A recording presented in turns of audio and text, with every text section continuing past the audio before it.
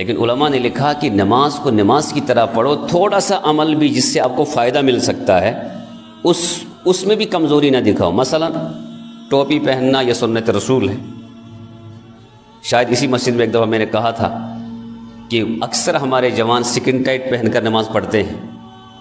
دنیا کا کوئی بھی مفتی نہیں کہے گا نماز لوٹانی ہے، لیکن یہ ضرور کہے گا کہ نماز نہیں ہوئی ویسے جیسی نماز ہونی چاہیے تھی۔ دنیا کا کوئی بھی مفتی یہ فتویٰ نہیں دے گا کہ نماز آپ نے پڑھی اور ٹوپی کے بغیر پڑھی تھی، نماز ہوئی یا نہیں، نماز تو ہو گئی، لیکن یہ ضرور کہے گا کہ کمزوری رہی، یہ ضرور کہے گا کمزوری رہی۔ کیوں؟ کہ محمد الرسول اللہ صلی اللہ علیہ وسلم کی وہ ادا جو آپ نے اپنی زندگی میں نماز کی حالت میں یا نماز سے باہر آپ نے زندگی میں اپنائی ہے، اس میں آپ اور ہم کمزور ہیں تو نماز میں کمزوری تو رہے گی، سیدھی سی بات ہے۔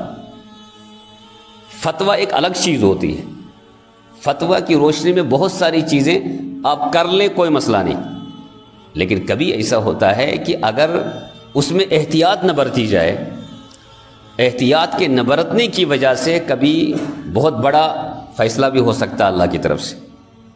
اس لیے ہم تینوں ان گروہ کے سامنے رکھ کر زندگی کے جتنے بھی شعبے ہیں، نماز سے لے کر اخیر تک، اس میں غور و فکر کرتے رہیں کہ کہیں ہمیں چھوٹی سی غفلت کی وجہ سے ہماری زندگی میں کوئی بڑا خلا تو نہیں آتا، کوئی بڑا نقصان تو نہیں ہو سکتا ہے۔ میٹرک میں اگر کبھی کسی کو ایک نمبر جو ہے کم ہوتا ہے، سیاست غیر حالت، کبھی تو خودکشیاں بھی ہوئی ہیں۔ ایک نمبر کم ہے اس کا مطلب ہے نا زیادہ آ چکے ہیں، اس کو نمبر اس کے زیادہ ہیں، کم کتنے ہیں؟